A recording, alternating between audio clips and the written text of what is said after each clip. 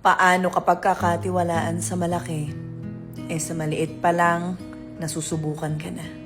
Isa to sa pinakamahalagang bagay na dapat nating pagtuunan sa buhay.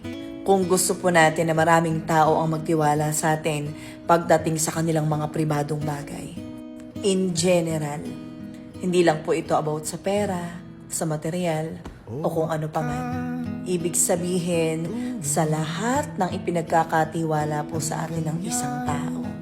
Yung mga taong pinapahalagahan po tayo dahil buong-buo po talaga yung tiwala nila sa atin. Kaya alam niyo po, ingatan po talaga natin ang ating pangalan at dignidad. Dahil hindi po ito kayang bilhin at ibalik ng panahon. Kasabay po ito ng pagkasira mo sa mga taong nagbigay ng tiwala sa iyo. Well, paano nga po ba natin siya magagawa? Sa panahon po ngayon, very rare na ito. Na kahit lumipas po ang panahon, na kahit umabot kayo sa punto na magkakaroon po kayo ng hindi magandang sitwasyon, hindi mo ito gagawing bala sa mga taong nagbigay ng buong buo ng tiwala sa iyo.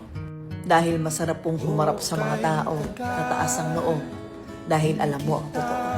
Walang takot at buo ang loob. Katulad po ng Diyos.